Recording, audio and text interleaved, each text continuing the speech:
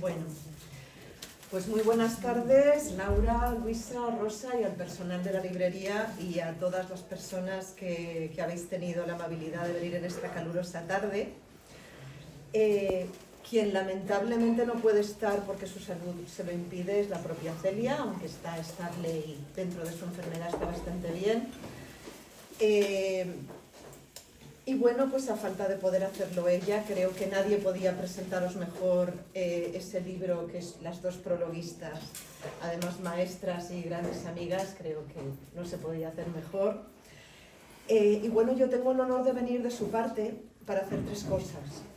La primera es presentaros este sello que hemos traído, porque como ella no puede firmar libros porque su cuello no le deja, pero como alguien me dijo por ahí que alguna persona tenía ilusión de poder tener un libro firmado, bueno, pues hemos hecho un pequeño sello con su firma de manera que los libros puedan llevar la firma de ella estampada.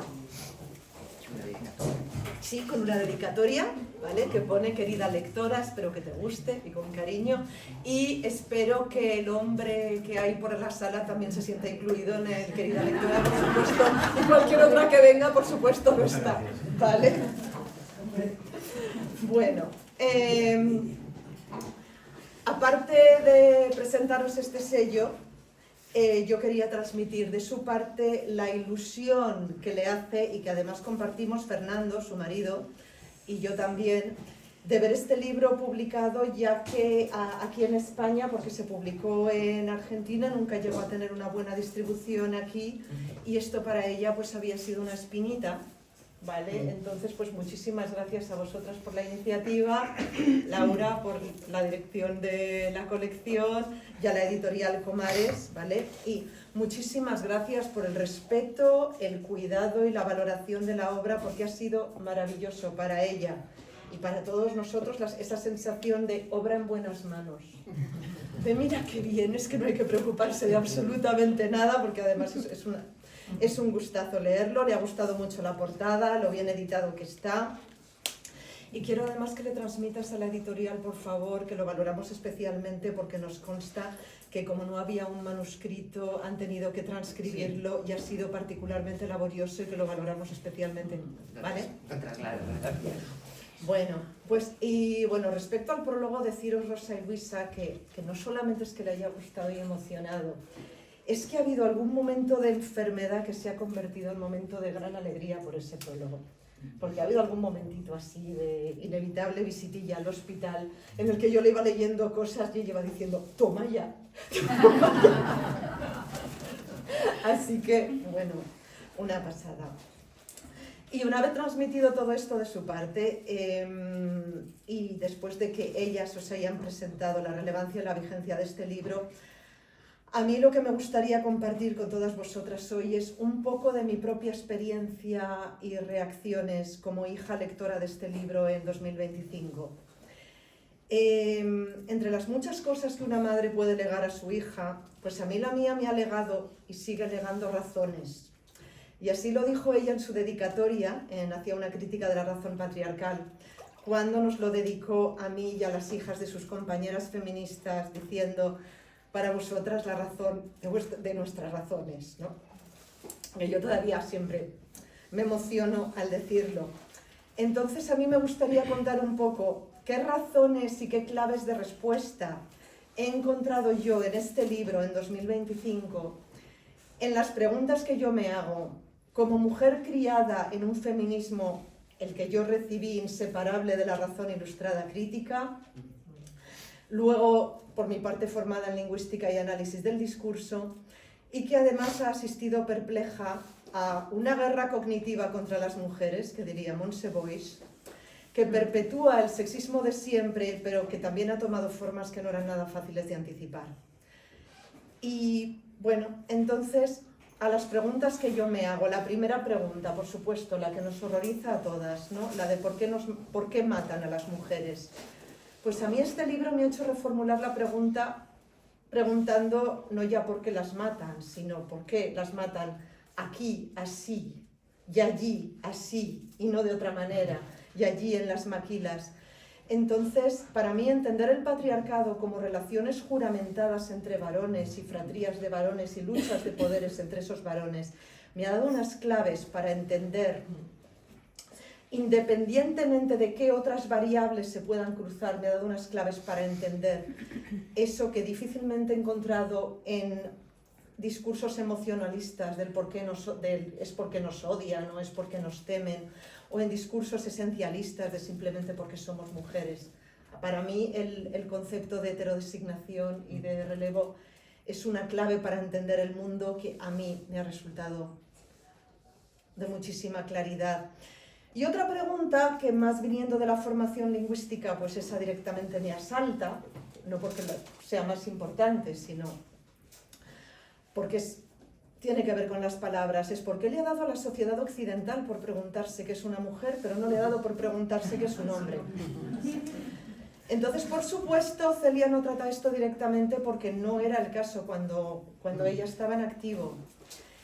Pero yo creo que si hubiera pasado a la cultura general el concepto de heterodesignación que ella toma de Simone de Beauvoir y que elabora en el libro, si ese concepto nos lo dieran en los institutos y tuviéramos clarísimo que donde hay una relación de poder hay posibilidad de nombrar al otro y de librarse completamente de ser nombrado, yo creo que no nos hubiera colado tan fácilmente lo de que estén preguntando qué es una mujer y no qué es un hombre.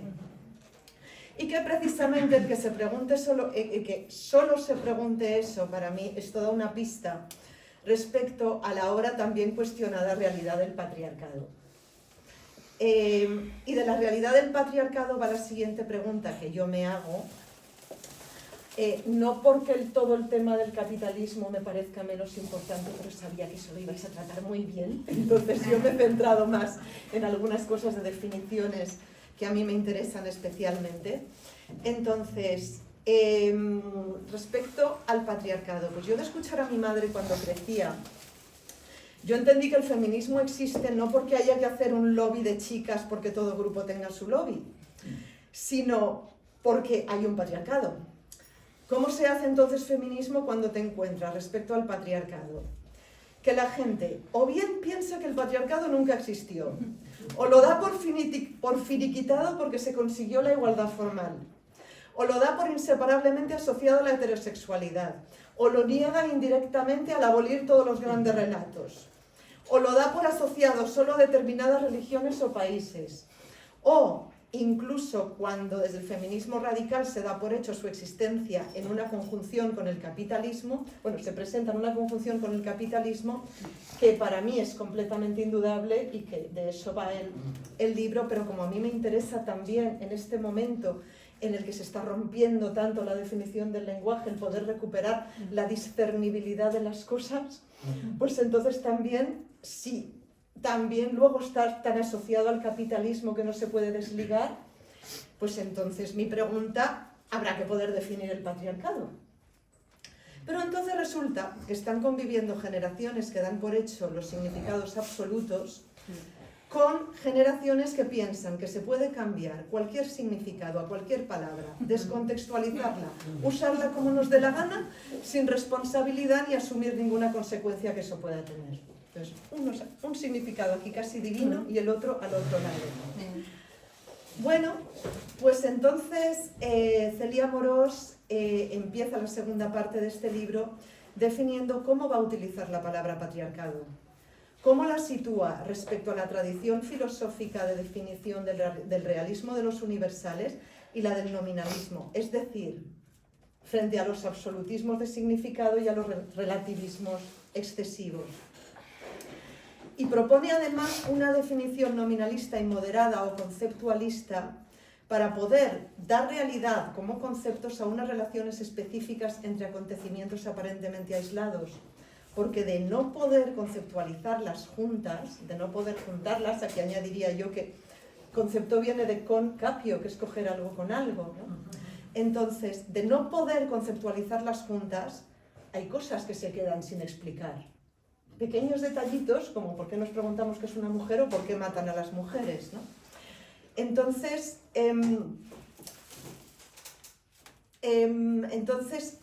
aquí a mí me parece que más allá de del feminismo, encontrar en este momento un paradigma de lo que es definir, que pueda tender puentes entre ese absolutismo y ese relativismo, es una necesidad para el conocimiento y para la democracia. Y agradezco esta elaboradísima propuesta de Celia Amorós, que no solamente plantea una definición del patriarcado, que responde a muchas de las críticas que han debilitado el concepto, sino que también va, y al hacer ese ejercicio nos está proponiendo qué puede ser definir entre esas dos maneras de definir. ¿Qué puede ser simplemente, pero recuperar esa posibilidad de juntar en conceptos aquello que permite ver juntas cosas que podrían aparecer aisladas, que dejarían a mujeres a las que les pasan cosas serializadas.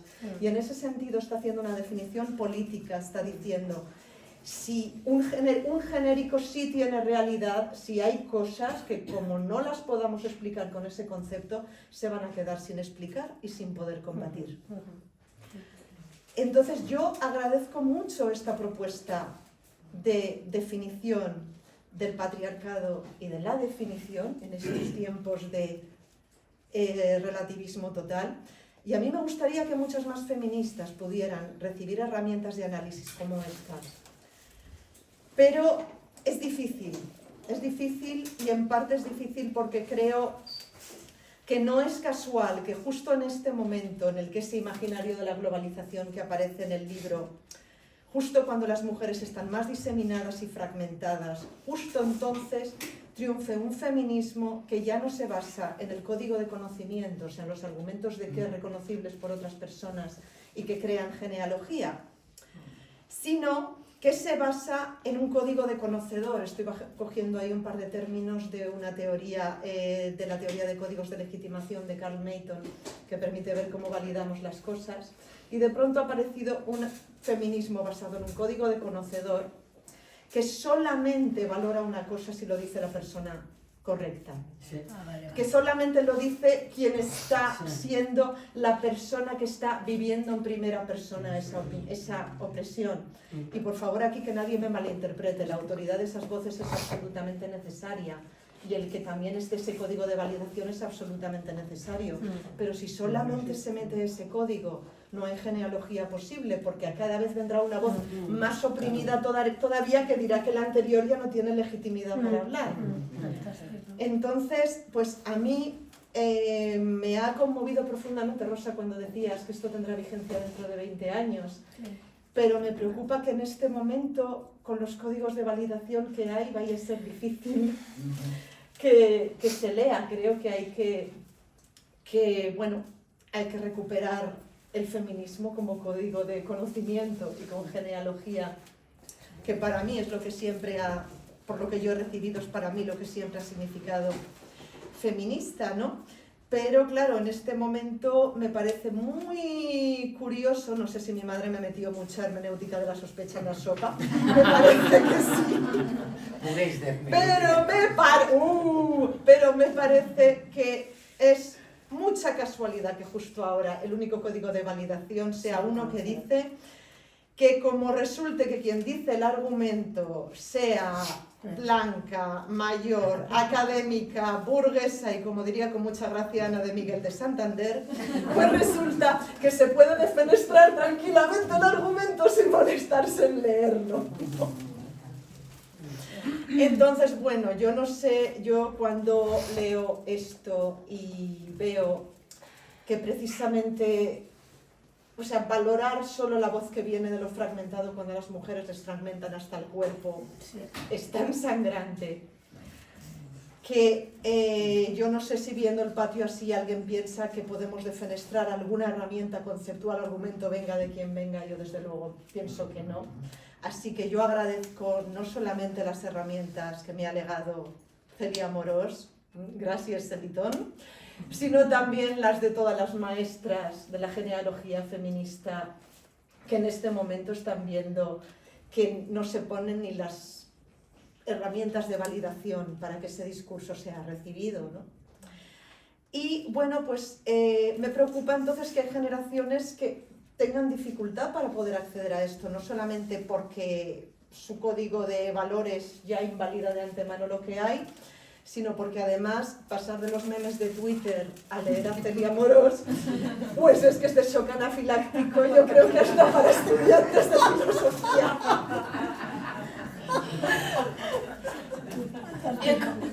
Sí, entonces yo aquí me apetecía mucho romper una lanza por las académicas técnicas, porque yo me he enfadado con amigas, bueno, en parte cuando el artículo de Marta Nebot, me acuerdo, hablaba de la académica Rosa Cobo, cuando yo decía, pero madre mía, si más políticamente al pie del cañón no se puede estar. O cuando alguien decía que un artículo tuyo, Luisa, lo había tenido que leer 2 veces. Entonces, las gafas ayudarían, ¿no? Pero yo creo que en las ingenierías tiene todo el mundo completamente asumido que a lo mejor el problema te sale a la quinta. Pero resulta que si las mujeres muestran control intelectual, pues parece que tienen que ser pues, más técnico, el más técnico de los varones, pero al mismo tiempo pues, ser la gran madre.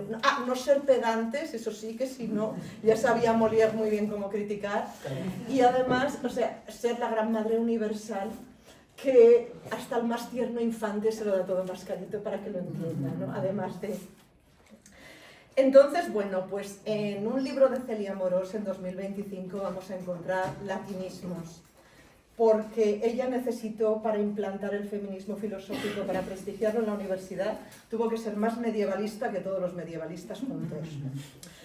Y vamos a encontrar también expresiones en otras lenguas, no por esnovismo, sino porque tiene una búsqueda de precisión tan milimétrica que cuando encuentra algo que en otra lengua tiene un matiz que le gusta, pues ahí lo va a poner. Y entonces sí, simplemente como a mí me gustaría que otras personas puedan recibir esas claves que he recibido yo, una pequeñita sugerencia para gente que aborde sus textos sin haberse formado en marco teórico, que a lo mejor enterarse un poquito de heterodesignación primero, de Carol Pateman, el contrato social, el sexual, un poquito de eso. Y luego, a lo mejor sugerir, para quien no conozca mucho su obra, empezar por la parte de la definición del patriarcado y volver a la primera parte de Grecia después, porque es más dura. Y simplemente con eso, muchísimas gracias por venir. Muchas gracias a todas las maestras de la genealogía por las gafas violeta. Y ojalá que quienes lo leáis encontréis tantas claves como yo en las 2 lecturas que llevo y lo que rondará.